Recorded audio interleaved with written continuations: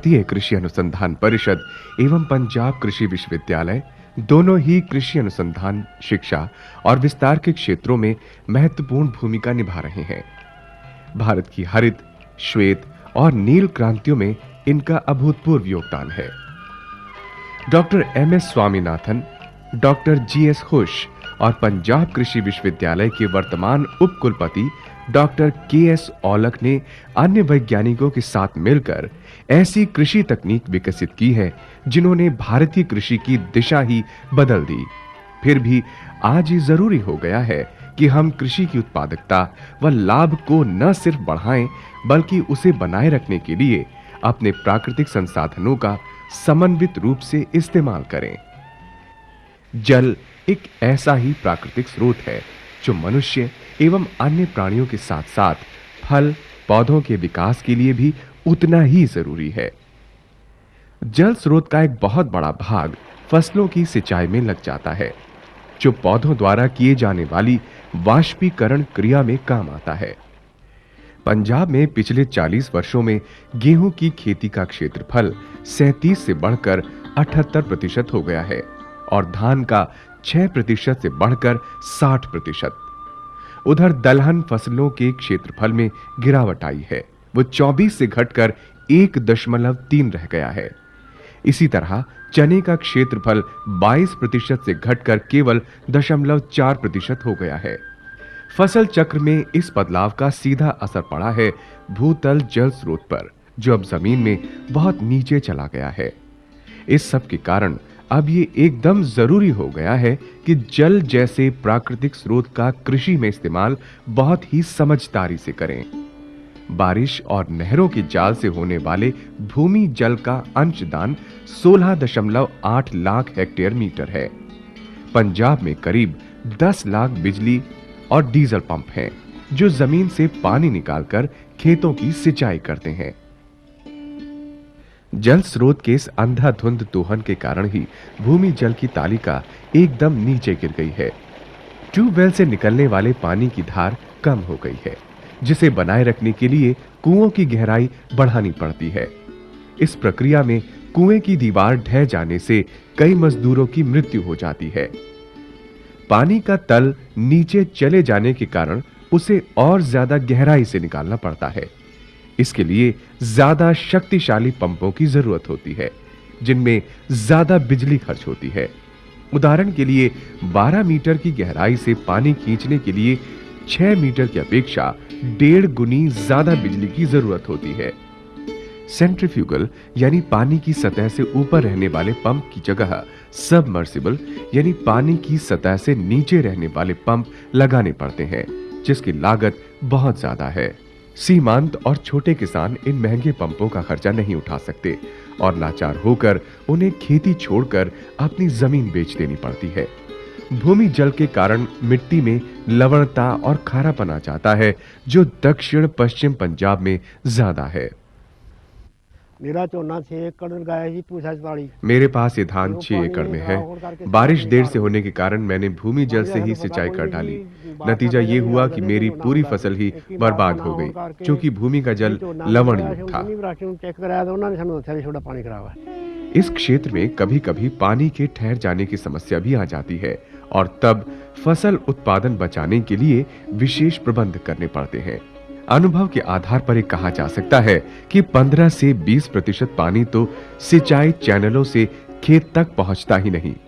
वैसे ये इस बात पर भी निर्भर करता है कि मिट्टी किस प्रकार की है, चैनल कितने लंबे हैं और सिंचाई करने की समय सारणी क्या है। खेती में पानी की जरूरत इस बात पर भी निर्भर करती है कि पौधों से पानी का कितना वाष्पीकरण होगा और इसीलिए जरूरी है उसका कुशल प्रबंधन। पानी की मांग को 2 तरह से घटाया जा सकता है। एक तो हम ऐसी फसलें लगाएं जिसकी सिंचाई में पानी की कम जरूरत हो, और दूसरा ये कि हम खेतों में पानी के न्यूनतम उपयोग करने वाली तकनीकों को अपनाएं। सिंचाई की चैनलों से रिश्ते और बेकार चले जाने वाले पानी को रोकने की तकनीकों में शामिल है भूमि के नीचे आरसीसी पाइपों और पक्की सिंचाई चैनलों का बनाना। फसलें ऐसे मौसमों के हिसाब से लगाना जिनमें पौधों से कम वाष्पीकरण हो। इससे सिंचाई में लगने वाली पानी की जरूरत घटेगी और पानी के उपयोग का प्रबंधन कुशल होगा। जिन क्षेत्रों में धान या गेहूं की फसल बहुत ज़्यादा इलाके में हम उगा रहे हैं, वहाँ पानी की सतह बहुत तेज़ी से नीचे जा रही है। उस तेज़ी की सतह पानी की तेज़ी से जाने की सतह को रोकने के लिए एक ही तरीका है, क्योंकि ये क्रॉप को दूसरी क्रॉप से बदलाव किया जाए। देन उसके लिए, क्योंकि बदलाव इसलिए किया जाए क्योंकि ये क्रॉप्स की जो एवापोट्रांसपिरेशन रिक्वायरमेंट है, जो पानी उड़ाने की ज़मीन से आसमान की तरफ, वो बहुत ज़्यादा है। गेहूं ते धान 100 सेंटीमीटर पानी उड़ाते हैं साल में। इसमें धान की फसल 60 सेंटीमीटर पानी उड़ाती है, गेहूं की फसल 40 सेंटीमीटर। इसकी बजाय हमको वो फसलें उगानी चाहिए जिनकी वाटर की उड़ाने की शक्ति कम है। जैसे खरीफ सीजन में हम धान की जगह मकई या बासमती चावल या हम ऑयल सीड क्रॉप्स ग्रो कर सकते हैं, जिनकी एवापोट्रांसपिरेशन रिक्वायरमेंट 40 से 50 तक है, जो कि राइस के धान के मुताबिक काफ़ी कम है। इसी तरह हम रबी के दौरान गेहूं की फसल को बदलाव कर सकते हैं, राया ते ग्राम। इनकी जो एवापोट्रांसपिरेशन रिक्वायरमेंट है वीट के मुताबिक बहुत कम है। जैसे वीट की 40 है, इनकी 30 से 32 है। धान की रोपाई 10 से 30 जून के बीच करने से पंजाब में हर वर्ष 3 लाख हेक्टेयर मीटर पानी की बचत की जा सकती है, जिससे हर वर्ष भूमि के अंदर गिरते जल स्तर को 30 सेंटीमीटर तक रोका जा सकता है। इसके अलावा धान की जल्दी रोपाई करने से उसमें कीड़े लगने का अंदेशा बढ़ जाता है। अच्छे सिंचाई प्रबंधन से धान में 8 बार कम सिंचाई करनी पड़ती है। धान की कटाई से 2 हफ्ते पहले फसल में पानी कम देना चाहिए। इसी तरह गेहूं की सिंचाई भी मौसम पर आधारित होनी चाहिए। गेहूं में पहली सिंचाई हल्की होनी चाहिए और बुआई के 4 हफ्ते बाद करनी चाहिए। दूसरी, तीसरी और चौथी सिंचाई 40, 38 और 25 दिनों के अंतर से करनी चाहिए। गेहूं में आखिरी पानी मार्च महीने के बीच में देना चाहिए। फसल चक्र 2 प्रकार के होते हैं, धान और उसके बाद गेहूं, अन्य फसलें और गेहूं, जैसे मक्का और गेहूं या कपास और गेहूं। धरातल सिंचाई में अगर जमीन की ढलान सही ना हो तो पानी ठीक तरह मूव नहीं करता। जे ढलान कम हो तो पानी आगे नहीं मूव करता, तो इससे ज़्यादा जो परकोलेशन लॉसेस, डीपरकोलेशन लॉसेस ज़्यादा हो जाते हैं। ऐसे ही जे ढलान ज़्यादा हो तो सॉइल इरोजन, मिट्टी की रुड़ना शुरू हो जाता है। उससे जो है खेत खराब हो जाता है। इसलिए ज़रूरी है कि जो खेत की ढलान है मिट्टी की किस्म से मुताबिक और फसल के मुताबिक, अगर तो चूना लगाना है तो हम कहते हैं कि मतलब किस्म जो मिट्टी है धरती बराबर होनी चाहिए। अगर जे हम वीट लगानी है तो वीट लगाने के लिए हम कहते हैं कि इसको सही ढलान देना चाहिए। ढलान कितना होना चाहिए, ये मिट्टी की किस्म के मुताबिक होना चाहिए। अगर ज़मीन हल्की है तो ढलान जो 0.3 तो 0.5% तक होना चाहिए। अगर दरमियानी मिट्टी है तो ये ढलान जो है 0.1 से 0.3% होना चाहिए। अगर ज़मीन भारी है तो ये मतलब 0.05 to 0.1% होना चाहिए। जहां मिट्टी हल्की हो और बहाव कम हो, वहां खेत छोटे होने चाहिए, और जहां मिट्टी भारी हो और बहाव बड़ा हो, वहां खेत भी बड़ा होना चाहिए। समुचित सिंचाई के तरीके अपनाकर फसलों में पानी का उपयोग कुशलता पूर्वक किया जा सकता है।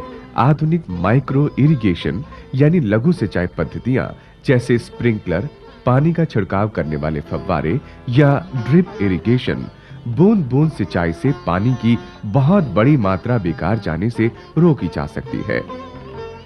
उदाहरण के तौर पर किसी एक खेत को पूरा लबालब भरने में जितने पानी की जरूरत होती है, उतने पानी से इन लघु सिंचाई पद्धतियों के इस्तेमाल से 1.5 से 3 गुना बड़ा खेत बहुत अच्छी तरह सींचा जा सकता है। चूंकि ये पद्धतियां थोड़ी महंगी हैं, इसलिए इनका इस्तेमाल ज्यादा मूल्य वाली फसलों जैसे सब्जियों और बागवानी में ज्यादा लाभकारी है। इन नई लघु सिंचाई पद्धतियों से खेत में 30% नाइट्रोजन खाद की बचत होती है। उत्पादों की बाजार में अच्छे दामों पर बिक्री की क्षमता बढ़ती है और सिंचाई में पानी के उपयोग को बहुत कम करती है।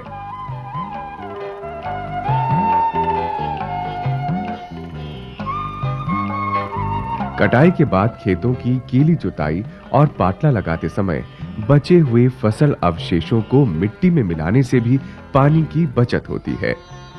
इससे मिट्टी का तापमान घटता है और खरपतवारों पर नियंत्रण होता है।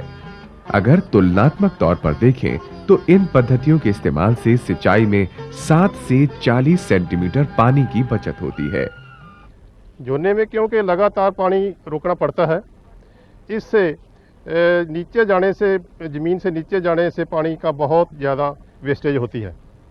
इसको रोकने के लिए कद्दू किया जाता है, जैसे इस फील्ड में किया गया है। तो कद्दू करने के लिए 2 बार बहाई करनी पड़ती है और 1 बार सुहागा करना पड़ता है, और इससे बहुत ज़्यादा पानी की बचत होती है। तो जोने के झाड़ पर कोई असर नहीं पड़ता।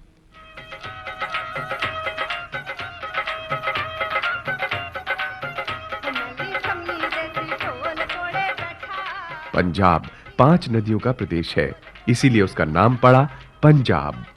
इतनी नदियों के चलते पंजाब में पानी की कोई कमी नहीं होनी चाहिए, मगर आज असलियत कुछ और ही है।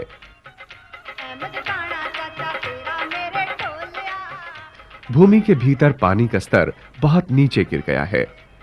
अभी भी वक्त है हम जीत जाएं और नई तकनीकों और नई पद्धतियों का प्रयोग करने लगें। धरातल सिंचाई में अगर जमीन की ढलान सही ना हो तो पानी ठीक तरह मूव नहीं करता। जोने में क्योंकि लगातार पानी रोकना पड़ता है, इससे नीचे जाने से, ज़मीन से नीचे जाने से पानी का बहुत ज़्यादा वेस्टेज होती है। इसको रोकने के लिए कद्दू किया जाता है, जैसे इस फील्ड में किया गया है। धान को जब हम इसको 10 जून को लगाते हैं तो इसकी रिक्वायरमेंट घटकर 60 सेंटीमीटर रह जाती है। अगर इसको और लेट करते हैं, 30 जून को लगाते हैं, तो एवापोट्रांसपीरेशन रिक्वायरमेंट इस धान की 52 सेंटीमीटर रह जाती है। इसका मतलब ये है कि धान की फसल को अगेता कभी नहीं लगाना चाहिए। पानी बचाने का यही एक सबसे महत्वपूर्ण तरीका है। खेती का उत्पादन बढ़ाने और उसे आने वाले वर्षों में उत्तम स्तर पर बनाए रखने के लिए अब ये बहुत जरूरी हो गया है कि हम जमीन के अंदर से पानी कम निकालें। ऐसा कुछ तो फसल चक्र बदल कर किया जा सकता है, और उससे भी ज्यादा नई तकनीक अपनाकर सिंचाई के जल का समुचित और सक्षम उपयोग करने से। इसके अलावा अब और कोई उपाय नहीं बचा है।